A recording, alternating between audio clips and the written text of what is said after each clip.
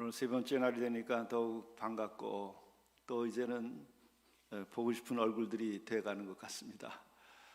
오늘 아침에 이 교회로 층계로 올라오는데 십자가가 저 새벽 하늘에 떠 있는데 정말 십자가가 저를 반기고 주님이 반기는 그런 마음이 들었습니다. 그런데 그 옆에 보게 되니까 하늘가족교회라고 하는 이름이 떠 있는데 그것을 본 순간에 하늘가족, 이게 천국 가족이라는 생각이 드는 거예요. 그러면서 내가 이 천국 계단을 오르고 있구나 하는 생각을 가지게 됩니다. 여러분들도 아마 늘 그런 마음 가지고 이 새벽에 나오시지 않을까 이런 생각이 듭니다. 참 그런 마음으로 여러분들이 새벽에 또 주일에 또 주중에도 교회에 오시면은 참 좋지 않을까. 그래서 여러분들은 이게 복받은 분들이시다, 택함 받은 분들이다 하는 생각이 들어요. 하늘의 가족, 천국 가족, 지금 천국을 누리면서 또 우리가 함께 가족으로서 우리가 주님의 몸된 교회를 이룩하면 이거보다 더 좋은 교회가 어디 있을까? 제일 좋은 교회죠. 그래서 저도 아침에 이 예배당에 올라오는 그 층계로 올라오면서 천국을 오르는 것 같은 그런 기쁨이 있었습니다. 그래서 제가 특별한 은혜의 간증을 말씀을 드립니다. 목사님께서도 저를 과하게 말씀해 주셨는데 저는 정말 보잘것없이 주의 부르심 을 피하다가 더 이상 피할 수 없어가지고 계속 여기까지 왔습니다. 어제 12년 전에 그 5분짜리 다큐를 우리가 봤는데 거기에 그 노숙인 형제로 살다가 그분이 이제 노숙을 벗고 집사님까지 되셨죠. 그래서 지금까지 저를 잘 도와주신 어려운 이웃돕기 노숙인들 돕는 팀장이 돼가지고 그렇게 저에게 도움을 많이 주셨어요. 그분 어제 영상으로 보게 되니까 옛 생각이 나요. 진짜 영상에 보면 아주 건강한 분이시잖아요. 근데 그 전에 그렇게 다 죽어가던 분이 이렇게 살아난 것입니다. 그리고 지난해에 2023년도 봄에 수술을 받기로 됐다고 얘기를 하시더라고요. 그래서 암이에요. 그래서 그럼 수술을 받아야죠. 이제 그렇게 하고 국립의료원에서 이제 날짜를 잡기로 했는데 주일 아침에 저한테 그런 얘기를 해요. 목사님, 정말 이렇게 살려주셨는데 또 이런 일이 생겨서 마음이 좀 어렵다 하는 그런 표현을 좀 하세요. 그래서 수술 잘 받으시고 그러면 좋겠다. 그러면서 제가 기도하겠습니다. 그랬어요. 그랬더니 이분은 믿음이 좋아가지고 기도하면 낫죠. 반응이 그거예요. 나보다 믿음이 더 좋아. 나는 수술을 하시고 수술을 할 때 내가 기도해 주겠다 이 말을 한 거거든요. 그런데 이분은 기도하면 낫죠 그러는 거예요. 그리고 예배에 들어갔어요. 예배 끝나고 나오면서 저희 앞에서 기다리길래 제가 같이 제 사무실에 들어가서 기도를 했어요. 안수하면서 주여 불쌍히 여겨 주시옵소서, 치유하여 주시옵소서. 그러고 났는데 수술을 안 하겠대요. 의사 선생님한테 가가지고 기도하면 낫는데 무슨 수술을 하냐고. 그리고 3개월 후에 낫지 않으면 그때 와서 수술하겠다 이렇게 하고 가셨어요. 그리고 그 다음 주에 또 와서 같이 기도하고 그걸 3번을 내 기억으로는 3번 한 것 같아요. 그랬는데 3개월 후에 병원에 갔는데 없어졌어요. 그 의사가 깜짝 놀래가지고 무슨 어떻게 된 일이냐. 그 MRI를 다 다시 찍었는데 먼저 있었던 그 암이 없는 거예요. 그래서 제가 부끄러운 마음이 좀 들더라고요. 하나님께 감사 영광을 드리면서도 나는 수술하라 그리고 그리고 기도해 주겠다 그랬는데 이분은 믿음이 더 좋아가지고 왜 그러냐? 은혜를 입었던 경험이 있어서 그런 거죠. 그래서 저는 그런 생각이 들어요. 목사보다 더 귀한 은혜를 입고 더 좋은 믿음을 갖게 되는 것은 성도들이 아닐까. 왜 그러냐면은 이제 저는 기도만 해주지만 이분은 진짜 그 노숙도 하고 진짜 다 죽어가는 중병이 8가지에 걸려가지고 쩔쩔매고 있는데 낫고, 나는 기도했는데 낫고. 그러니까 누가 더 은혜 받겠어요? 기도해 준 사람이 더 은혜 받겠습니까? 다 죽어가다 산 사람이 은혜 받겠습니까? 그래서 정말 그 고난과 고통과 어려움 속에, 슬픔 속에, 버림받음 속에 있는 그 자체가 하나님의 사랑 가운데 있을 때에는 더 큰 은혜가 되는구나. 고난이 은혜다. 예. 그것을 제가 우리 형제들을 통해서 은혜를 입습니다. 그래서 오늘 이 자리에도 여러분들이 더 저보다 믿음이 좋지 않을까 그런 생각도 들어요. 우리 박 목사님과도 조금 전에 그런 말씀을 나눴는데, 이 새벽에 저는 집회를 인도해야 되고 목사이고 책임이 있어서 의무로 오지만 모든 성도들은 다 믿음으로 오고 은혜 받으러 오시는 거 아니냐. 성도들이 더 은혜가 있고 은혜를 더 크게 받을 것이고 또 성도들이 믿음이 더 좋다 하는 그런 대화를 나눴습니다. 여러분들이 그러한 은혜를 사모하는 마음으로 계속 신앙생활을 하시고 그랬으면은 제가 우리 형제를 통해서 경험한 그 놀라운 은혜가 여러분들에게도 나타나실 것이다. 왜냐하면은 우리 형제에게 임했던 그 은혜는 주신 분이 같은 분이에요. 같은 하나님을 우리가 믿고 있는 것이죠. 그러니까 여러분들도 그런 은혜가 넘치리라고 생각을 합니다. 또 기왕이 어제 다큐를 봤기 때문에 제가 말씀을 좀 드리려고 본래 계획은 하지 않았는데 인도 왔음이라 생각해서 오늘 또 추가로 좀 말씀을 드리려고 하는 것이 있습니다. 그거는 그 다큐에서 보게 되면은 공동체에서 생활을 하고 있었잖아요. 근데 그 공동체에 거기서 우리가 밥도 먹고 또 같이 생활을 하고 할 때에 정말 서울역에서 나오게 하려면 생활 자체가 중산층 정도의 생활 공간을 만들어 주면은 다시는 서울역 안 가겠구나 그런 생각을 했어요. 그래서 그 리모델링을 하면서 그 싱크대 하나만이라도 중산층 이상 가정에서 쓰는 싱크대를 제가 없는 돈에 만들어 드렸어요. 우리 집 싱크대보다 훨씬 좋은 걸로. 그런데 어느 날 저녁에 다 전소를 시켰어요. 다 집을 불태웠어요. 실화로. 그런 어려움을 겪기도 했는데, 그리고 이제 7년 동안을 운영을 했습니다. 근데 거기서 많은 거를 경험을 했어요. 거기 보면 염소가 그 풀 뜯고 있는 걸 보게 되면 아주 전원 이런 풍경이라서 굉장히 좋죠.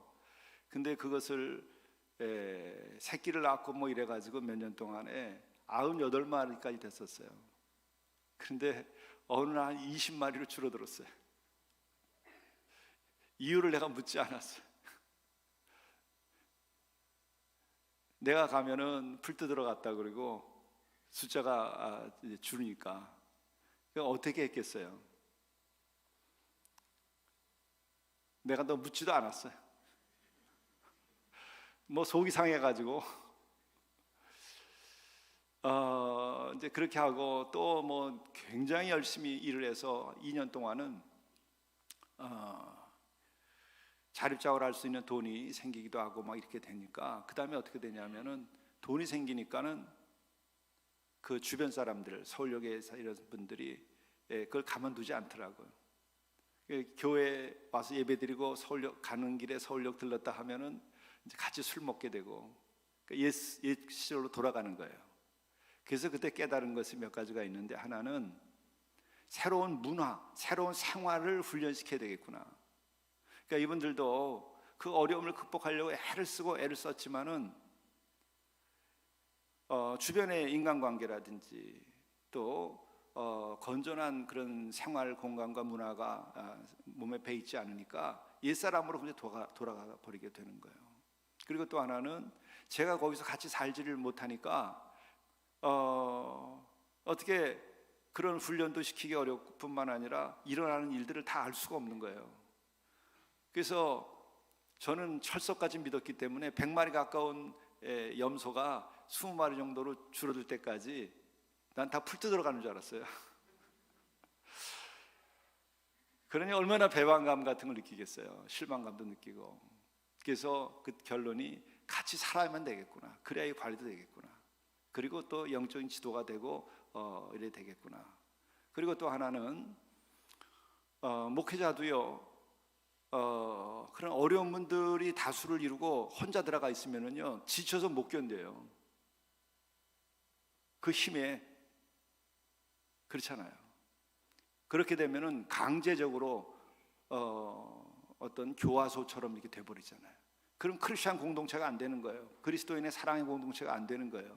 십자가 공동체가 되고 천국이 돼야 되는데 그게 안 되는 거예요. 그래서 이제 깨달은 것이 3대 3대 4, 그러니까 30%의 어려운 이웃들, 또 거기서 이제 벗어서 나와서 새롭게 살려고 하는 분들, 그리고 30%는 젊은이들, 그리고 40%는 이제 성숙한 성도들이 함께 하는 공동체가 돼야 제일 건전한 공동체가 되고 이것이 초대교회와 같은 공동체가 될 것이다. 그런 결론을 7년 동안 하면서 실패의 그런 아픈 경험을 하면서 이제 얻은 거예요. 이제 그런 것을 정리가 됐을 즈음에 무상으로 그 12,000평 터를 포천에 있는 좋은 그 농장이었는데 쓰다가 빌려주신 분이 이제 사정이 있어가지고 이제 돌려 달라고 얘기를 하셔서 문을 닫게 됐어요. 근데 7년 동안의 그 경험이 굉장히 큰 도움을 준 거예요. 그래서 이제 때가 이르러서 새롭게 이런 노숙하다가 벗어난 분들, 또 거기서 벗어나려고 하는 분들만이 아니라 이제 젊은이들도 모이고 그리고 우리들도 같이 살고, 근데 그런 공동체를 이제 이루어야 되겠구나. 이제 그 인도하심이 이렇게 되는 거예요. 그리고 또 하나는 이렇게 되려면 공간이 굉장히 넓고 커야 돼. 우리 게 아니더라도 자연 속에서 이 도시나 이런 데서 좀 떠나가지고 세상에서 벗어나서 예수께서도 물러가서 한적한 곳에서 기도하시고 지내던 게 습관처럼 하셨다고 하는데, 그런 주님도 그렇게 하시는데 우리가 어떻게 영적 생활을 그런 물러가서 한적한 곳이 아닌 곳에서 할 수 있겠냐, 이런 이제 인도하심이 있었어요. 그래서 우리 터는 아니더라도 아무튼 그 깊은 산 속에 세상에서 벗어나가지고 아름다운 대자연 속에서 터를 잡아야 되겠구나. 그리고 그렇게 그 3대 3대 4의 비율로 구성을 하고 일을 해야 되겠다. 이제 그렇게 해서 터를 보러 다니기 시작을 한 거예요. 근데 3년을 터를 보러 다니게 됐는데 큰 돈이 없으니까는 아주 제일 산 골짜기 뭐 그런 데를 밖에 다닐 수가 없죠. 그러다가 2018년도 2월 20일 공교롭게도 2월 달이에요. 그런데 평창 올림픽이 동계 올림픽이 이제 진행되고 있던 그 시절이었는데 그냥 아주 산 속에 막 개발을 이제 막 그 터를 갖다가 농사 지을 수 있게 막 깎아놓은 터. 그러니까 뭐 험하죠. 근데 이제 그 골짜기를 보러 갔었어요. 근데 우리 교회에 제일 이제 수석이라고 말할 수 있는, 우리 그런 제도는 없지만 그 장로님, 이제 여자 장로님이신데 그 장로님과 몇 분들이 우리가 같이 갔었는데 그 골짜기에서 눈이 얼음에 얼어 있으니까는 차에서 내리다가 미끄러져 가지고 넘어지셨는데, 제가 딱 넘어지는 걸 보는데 건너편에서 보니까 발목이 다 부러진 것 같더라고요. 왜냐하면 딱 땅에 떨어져서 다시 이렇게 다리가 올라오는데 이 발목이 이상해요. 그래서 제가 움직이지 말라고 그리고 발목을 잡으니까 이 발끝에 뼈가 3개가 있다 그래요. 근데 그게 다 부러진 거예요. 그러니 어떻게 해요? 그래서 이제 부목을 댈 수도 없고, 그러니까는 일단 누워 계시도록 하고 제가 파카를 벗어서 밑에 깔아드리고, 그리고 119에 전화를 했는데 전화가 안 돼요. 골짜기라서. 근데 날은 영하 20도가 더 되는 날이에요. 그래서 우리 집사님 한 분이 119에 전화를 걸고 이제 오려고 나갔어요. 지금 그 추위에 좀 떨고 있는데 이 나간 집사님이 전화를 하긴 했는데 119가 못 오는 거예요. 우리가 있는 곳을 못 찾는 거예요. 그러니까는 해가 저물고 해가 떨어지고 나니까 추위가 몰려오는데 아마 체감 온도는 영하 30도 이상 될 거려. 그 이하로 떨어진 것 같아요. 그렇게 1시간, 2시간 이렇게 견디다 보니까요, 이제 얼어 죽을 것 같은 생각이 드는데, 얼어 죽는 건 얼어 죽는 데지만 더 중요한 것은, 더 심각한 것은 내 마음이 왜 이렇게 초라해지는지 모르겠어요. 그때까지는 꿈을 가지고 이제 새로운 공동체, 하나님 원하시는 그런 공동체를 인도해 주셨으니까는 그거를 우리가 세워야 되겠다 생각을 하고 했는데, 그게 아니라 마음이 초라해지면서 누워있는 장로님을 보니까 너무 불쌍한 거예요. 그러면서 목사가 교회를 이렇게 만들어 놓다니, 이런 생각이 드니까 초라하고 미안하고 고통스럽고 막 절망이 오는 거예요. 근데 그 순간에 내가 깨달은 게 있어요. 돈이 없구나. 계약금도 없이 몇만 평을 사러 돌아다닌 거예요. 여러분, 그게 제정신입니까? 몇만 평의 터를 살려면 아무리 산속에 뭐 몇백만 원, 그러니까 몇백 원짜리 땅이라 하더라도, 평당 몇백 원짜리 땅이라 하더라도 그래도 돈이 있어야지 그거를 하러 다니죠. 근데 생각해 보니까요, 계약할 돈도 없이 3년 동안을 그렇게 돌아다닌 거예요. 그걸 그때 깨달았어요. 그러니까 어떤 마음이 들겠어요? 너 미쳤구나. 너가 미쳤구나. 그리고 교인은 지금 이렇게 여자 장로님인데 땅바닥에 누워가지고 움직이도 못하고, 그것뿐만 아니라 그 2월 22일이니까요 3월 되면은 이분은 이화대학의 그 이화 여성 리더십 개발 원장을 하세요. 그러니까는 지금 나가서 보직 교수니까 지금 학교 일이 산더미 같은 거예요. 그러니까 그 일도 못하게 될 판인 거죠. 그러니까 그 책임감 같은 게 밀려오니까 미안하고, 그래서 그날 어떻게든지 밤 12시에 이대 목동병원에까지는 왔어요. 그래서 우리가 119를 가서 찾아다가 119를 데려서 그리고서 나온 거예요. 그리고 그날 돌아오면서 그런 생각이 들었어요. 내가 미쳤다, 정말. 이거 불가능한 일이다. 그리고 지금까지 한 일만 가두고도 우리가 할 일은 하지 않았는가, 이런 생각이 들면서 이제 도망을 쳐야 되겠다. 근데 뭐 도망칠 수 있는 방법이 없잖아요. 그래서 주님, 증거를 보이시지 않으면 이제 저는 못하겠습니다. 내가 무슨 수로 이걸 합니까? 지금까지는 하라는 대로 내가 따라서 내가 원치 않지만은 인도해 주시는 대로 여기까지 왔는데 이제는 못합니다. 증거를 보이십시오. 그러니까 도망칠 수 있게 되더라고요. 그래서 그 다음 날부터 보니까요, 제가 얼마나 편안하고 행복해진지 모르겠어요. 짐을 다 내려놔가지고 그 한 주간을 보내는데 병원에 누워있는 우리 장로님한테 너무 미안해. 근데 저는 아주 마음이 편안하고 가벼워져 있어요. 근데 또 하나 경험하게 된 것은 뭐냐면, 그 다음 주부터는 기도가 안 되더라고요. 새벽 기도에 아침에 나와도 기도가 안 돼요. 그리고 나오고 싶은 마음도 없어져 버리는 거예요. 그래도 평화로다. 우리가 이렇게 그냥 조그만 교회지만 행복하게 살고 다들 훈련돼 있고 다들 마음들이 하나 돼 있으니까는 우리가 예배드리고 말씀 나누면서, 그리고 지금 어려운 분들 한 100여 명 도와드리는 거, 노숙인 형제들 도와주면 되지, 그렇게 마음을 이제 먹게 됐어요.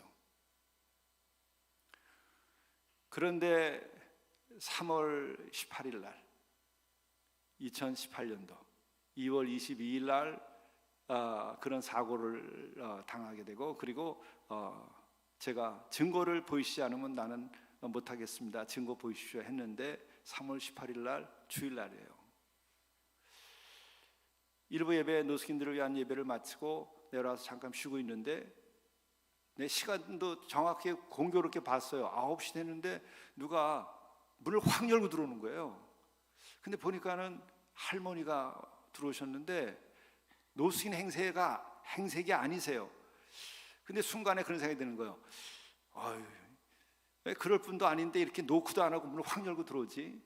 이 사람 정말 교양 없다. 아무리 조그만 교회에 보잘것없는 목사지만은 그냥 문도 확 열고 들어오는 거예요. 그래서 좀 언짢더라고요.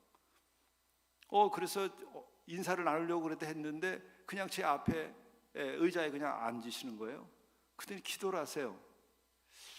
진짜 별 사람 다 보겠네 하는 마음이 있었는데 이분이 기도하고 눈을 뜨더니 날 쳐다봐요. 그래서 제가 불쾌한 마음이 있어가지고 어서 오십시오, 어떻게 오셨습니까? 아니라 왜 오셨어요? 이렇게 물어봤어요. 그때 저를 뚫어지게 쳐다보면서 기도하는데 주님께서 산마루교회 이주연 목사한테 이거 갖다 드리라고 해서 왔습니다. 그러면서 가방에서 꺼내는데 이거를 꺼내시는 거예요. 두께도 이래요. 현금을 5만 원짜리를. 그걸 보는 순간에 제가 무섭더라고요. 두렵더라고. 야, 이거 어떡하지? 이제 하기로 했던 일 다 내려놔갖고 평화라도 아주 너무나 편안한데 주님이 갖다 주라고 그랬다고. 저는 모르는 분이에요. 이걸 들고 와가지고 그렇게 얘기를 하는 거예요. 그거 어떻게 하라는 거야? 야,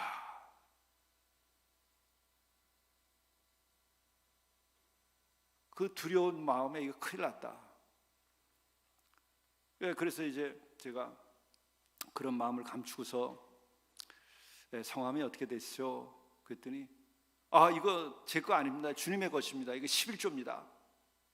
그래서 그래도 제가 기도를 해드려야 되지 않겠습니까? 그랬더니 문하람이라고 그러시더라고요. 그 기도를 하려고 그랬더니 우리 손녀 5살짜리 손녀래. 당신 이름은 안 밝히고. 그래서 우리 문하람이 주님 지혜롭게 강건하게 건강하게 아주 무럭무럭 잘 크게 해주십시오. 그리고 주님이 늘 평생 함께 해주십시오 하고 기도를 하고 났는데, 하고 나니까 벌떡 일어났는데 그냥 뒤를 돌아서 가버리시는 거예요. 그래서 뒤따라 나갔는데 더도 안 보이고 그냥 가버리시는 거예요. 그래서 지금 시간이 세월이 지나가고 나서 생각해보면 꼭 천사가 왔다 갔다 간 느낌이 드는 거예요. 실체를 내가 그분이 성함도 모르고. 그래서 때때로 제가 그 문하람이라는 그 손녀를 위해서 기도를 해요. 내가 이걸 그래서 우리 지금 황호연 장로님, 그 재무부장이셨는데 우리 게 장로님한테 이거를 제가 드렸어요. 그랬더니 이제 재무부에서 계산하더니 800만 원을 현금으로 봉헌하신 거더라고요. 근데 그분도 똑같은 느낌을 받은 거예요. 이거 우리 어떻게 하지? 몇만 평을 800만 원 가지고 어떻게 해결할 수 있겠어요? 그러나 이게 증거니까 내가 하냐 주님이 하시지. 내가 하면 여기까지 왔겠냐? 주님이 하셨으니까 왔지. 모르겠다. 주님이 하시겠다니까 순종만 하자. 이제 그런 마음을 갖고 두려운 마음 가운데에서 그 무거운 마음을 좀 내려놨어요. 근데 그때 찾아온 그 주님의 살아계심, 그것은 그 두려움으로 다가오는 거예요.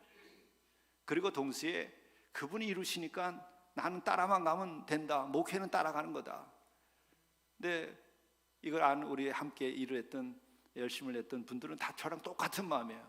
어떻게 하지? 그러나 증거를 보여주셨으니까 주님이 하시지. 그러니까는 순종만 하자. 그랬는데 많은 얘기가 있지만 중간에 생략하면은 그 후 3개월 후에 5만 5천 평이 계약이 다 끝나고 우리께 됐어요. 무슨 수로? 노숙인 150명, 일반 교인 150명, 예배는 100명 100명 드리는 이 교회에서 여러분 어떻게 그 좋은 터를 5만 5평 되는 그 좋은 터를 받았겠어요? 책임이죠. 그게 이루어졌어요. 그러니까 주님이 하시는 거예요. 그리고 이 얘기만 하더라도 여러분 하루 종일 해야 될 얘기들인데 거기서 내가 중요한 거 하나만 말씀을 드리게 되면 그게 맹지라고 하는 거를 내가 그때 처음 알았는데 맹지라고 하는 게 있어요. 그건 건축을 못해요. 그리고 길은 다 있는데도 법적으로 길이 아닌 거예요. 그게 맹지니까 싸게 샀어요. 그런데 우리가 그것을 산 이후에 1년 후에 그게 길이 다 뚫렸어요.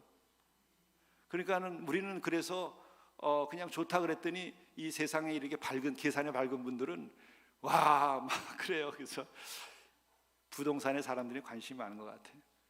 근데 부동산이 아니라 하나님 나라에 대한 관심이 많아야 돼요. 그래서 그것이 이루어져 갖고 지금 그걸 하고 있는 거예요. 그런 기적 이루 말을 할 수가 없는 거예요. 내가 하는 게 아니에요. 그런데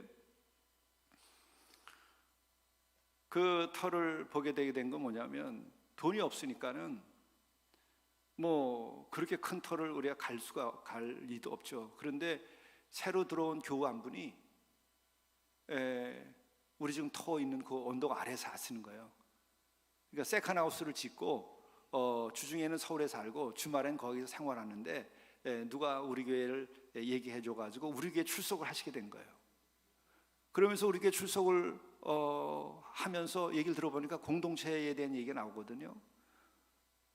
그러니까 이분이 저한테 얘기를 하는 거예요.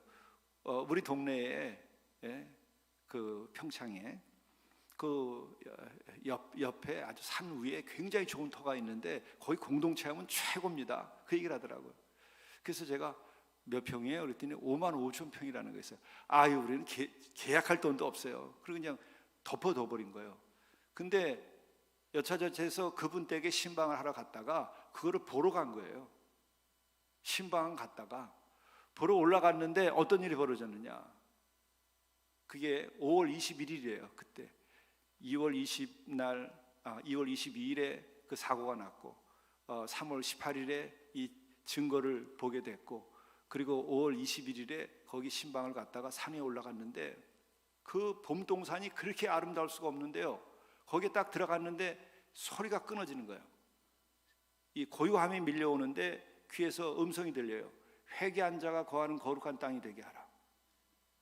그게 뭔가 근데 제가 지금 계속 회개에 대한 설교를 제가 여러분에게 드립니다만은 그때 회개하라는 말을 들을 때 뭐지 또 무슨 회개를 해 받아들여지지 않는 거예요. 내 속에서 나 회개하고 구원받았다고 생각하는데 또 회개하라고 하니까 또 그 회개한 자가 거하는 거룩한 땅이 되게 하라고 하는 그 말씀이요 나를 향한 말씀이기도 한 거이기 때문에 내가 거부감이 생겼었어요.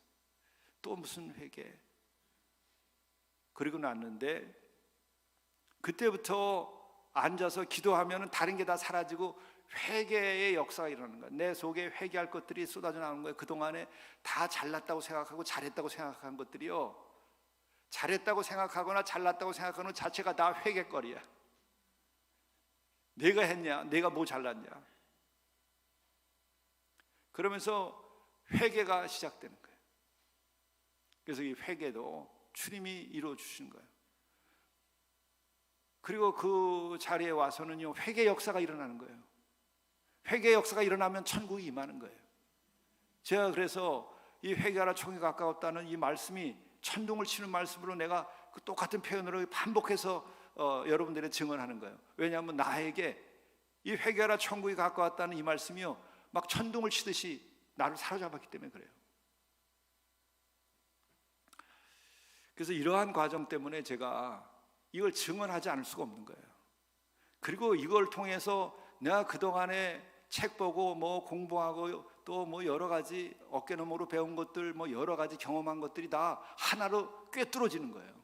회개와 천국으로. 그래서 증언할 수 있는 거예요. 내가 한 달은 증언하라고 해도 다 증언할 수 있을 것 같아요. 왜? 뭐를 갖다 대더라도 어떤 성경 말씀을 갖다 대더라도 그것들이 다 이 회개와 천국의 그 맥락에서 전부 이해가 되는 거예요. 내가 알고자 함이 아니라 말씀이 쏟아져 들어오는 거예요. 그래서 증언하는 거예요. 여러분들도 바로 이러한 그 은혜를 함께 나누도록 주님이 만나게 하셨다 생각이 들고, 그런데 제가 경험으로서 고백하자면 왜 회개하라 천국이 가까웠다는 이 말씀이나 그 외에 그 좋은 하나님의 말씀들이 그렇게 어렵게 느껴졌었던가, 그렇게 복잡하게 느껴졌었던가? 그는 한마디로 믿음이 없었기 때문에 그래요. 그리고 또 하나는 믿음이 없는 사람들로부터 잘못 배웠기 때문에 그래요. 내 자신을 돌이켜보니까 신학을 배우는 과정에서 믿음 없이 신학을 만들어 놓은 신학자들의 그 두꺼운 책들을 너무 많이 읽어가지고, 또 그런 선생님들 밑에 배워가지고 성경이 다 왜곡돼 버렸어요. 그냥 있는 대로 성경이 안 보이는 거예요. 근데 지금은 있는 대로 보이는 거예요. 근데 왜 있는 대로 보이게 됐을까? 그것이 바로 하나의 계기가 이 사건을 통해 가지고 증거를 보이셨다고 하는 그게 중요한 게 아니라 더 중요한 게 있다. 물론 증거를 보이신 것이 중요하죠. 근데 더 중요한 게 있다는 게 뭐냐면, 야, 이 목사, 내가 살아있어, 이 얘기를 하시는 거예요. 그게 무서운 거예요. 그게 힘이 되는 거예요. 그게 은혜예요. 야, 내가 살아있다고, 내가 죽었는 줄 아냐? 우리는 근데 주님이 죽었다 그래요. 부활하셨잖아요. 부활한 것만이 아니라 승천하셨다 그러잖아요. 그것만이 아니라 우리는 늘 교리나 신학이나 혹은 우리가 기도할 때도 영원히 살아계신 하나님, 오늘도 살아계신 하나님, 오늘도 살아계신 주님, 그렇게 기도해왔잖아요. 근데 그게 말뿐이었구나 하는 것을 깨닫는 거예요. 여러분, 말뿐이어서는 안 돼요. 또 말은 중요해요. 말을 하다가 깨닫게 되니까. 증거를 통해서 저를 사로잡는 것은, 저를 두렵게 만드는 것은 뭐냐면, 이 목사, 내가 살아있어, 내가 죽은 줄 아냐? 그러니까 어떻게 해요? 우선 두려운 마음이 드는 거예요. 목사 노릇 함부로 하면 안 되겠구나.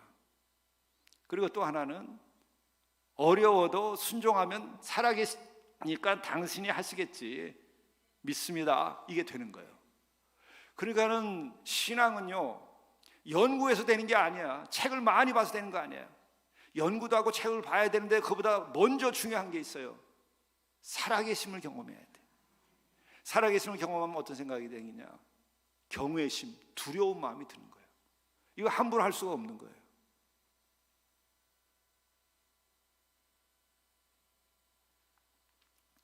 회개하라, 천국이 가까이 왔다.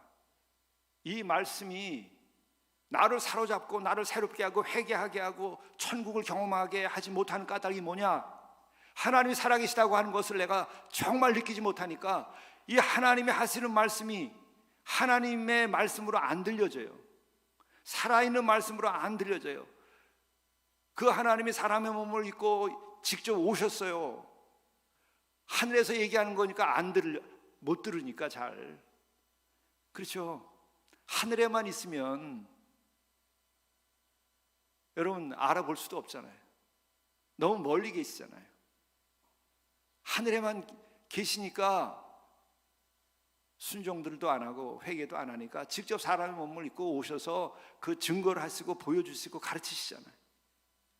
기적을 일으키고. 그래도 사람이 믿지 않았지만, 네? 근데 바로 그분이 살아계시다고 하는 것을 느끼게 되면은 말씀이 살아나요.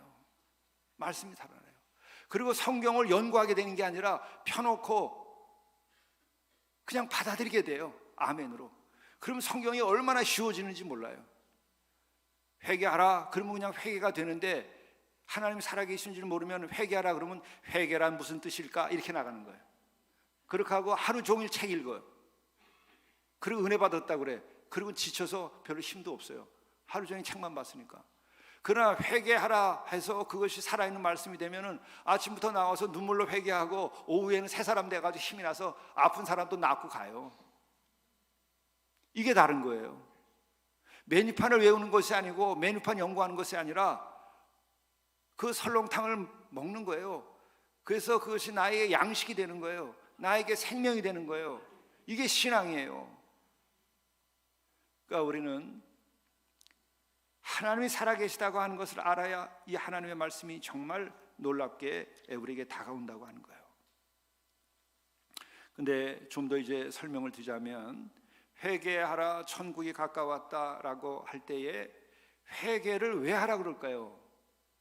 회개를 왜 하라 그럴까요? 구원하려고 하는 것이죠. 그렇죠? 천국을 누리게 하기 위해서 그런 것이죠. 구원받으면 여러분 어떤 걸 얻어요?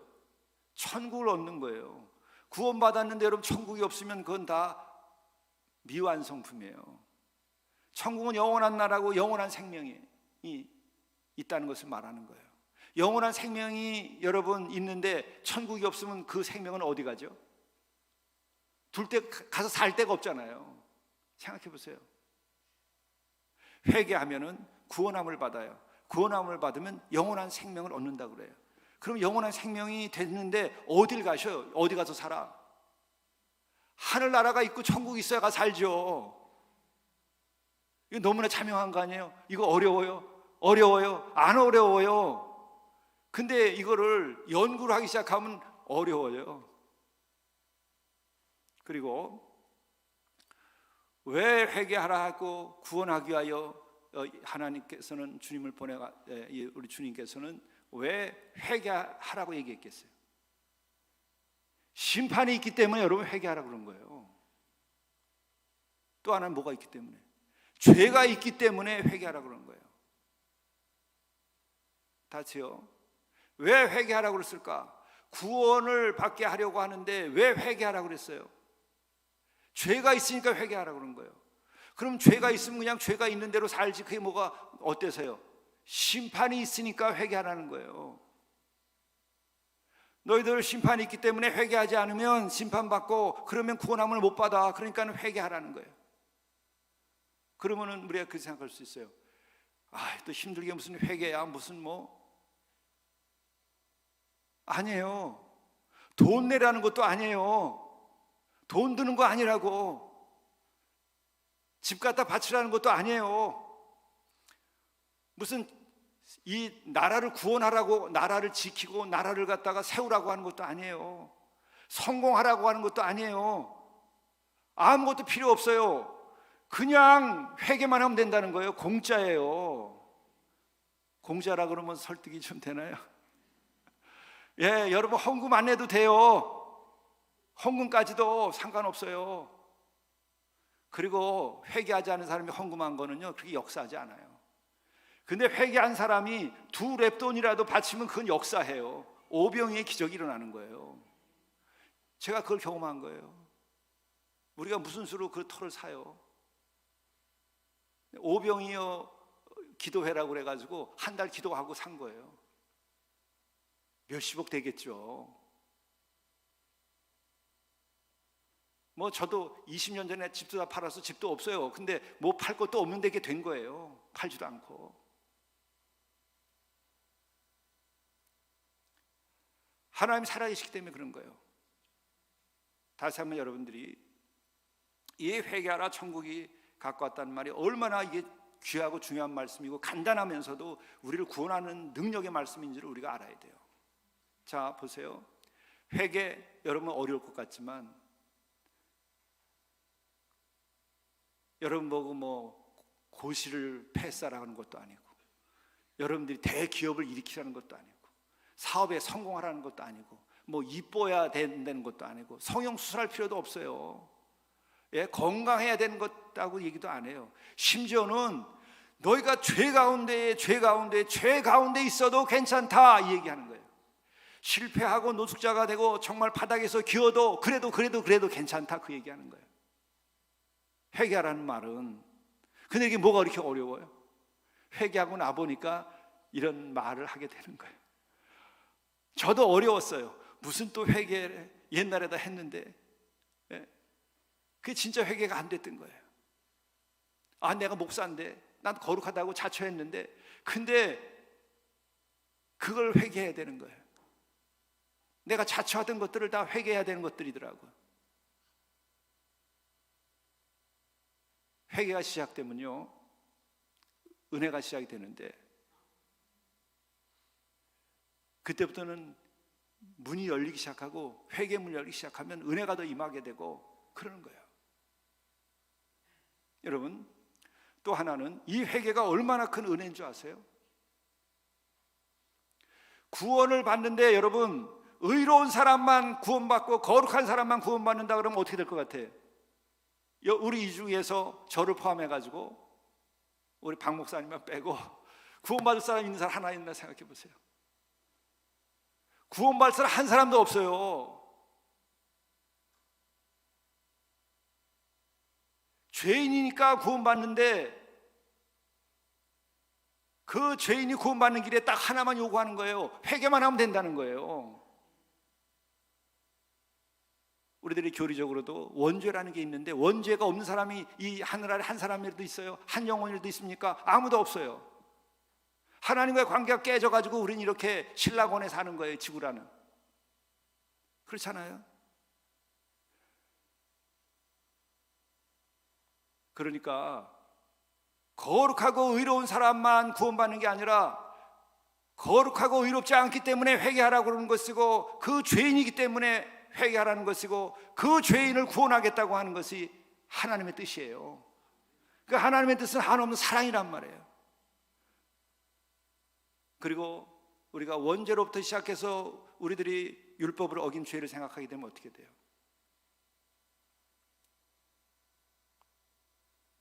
구원받을 사람이 하나도 없는 그 상황인데, 우리를 구원하러 오시는데 목숨을 내놓고 죽을 줄 알면서도 오신다고 하는 걸 생각하면 얼마나 큰 사랑을 가지고 있길래 그렇게 하시겠어요? 여러분, 사랑 없이 목숨 내놓을 수 있어요? 자식을 사랑한다고 그래도 내 목숨 내놓을 수 있을 만큼 사랑을 하는 부모가 지금 이 지구상에 얼마나 있을까? 그 목숨을 내놓기까지 해서 살리겠다고 하는 게 하나님의 사랑이고 십자가의 사랑이고 주님의 사랑이에요.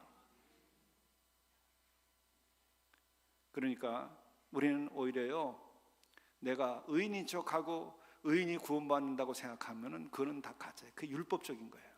복음은 죄인이라고 하는 것을 깨닫는 것이 가장 큰 깨달음이고 가장 큰 은혜를 받는 거예요. 이제 그로부터 여러분이 다시 한번 시작하시길 바랍니다.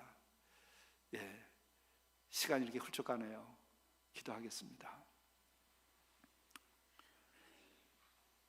의인은 없나니 하나도 없기에 그 죄인이기에 구원을 하기 위하여 오신 우리의 주님, 우리가 의인인 척하는 그 더욱 어둠에 빠진 데서 벗어나서 죄인인 것을 깨달아 알게 도와주시고 주님 앞에 나와서 회개할 수 있도록 인도하여 주옵소서.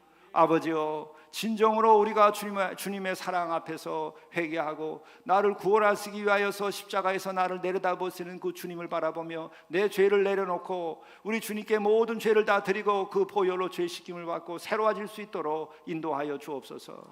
아버지여, 주님의 사랑을 생각하여 우리가 정말 더 회개하여 용서함을 받고 주님의 은혜로 의롭게 되는 은혜를 입을 수 있도록 인도하여 주옵소서. 그로 인하여 우리가 천국에 들어가고 천국을 살고 오늘로부터 우리 하늘 가족교회가 천국 가족교회로서 살아갈 수 있도록 인도하여 주시옵소서.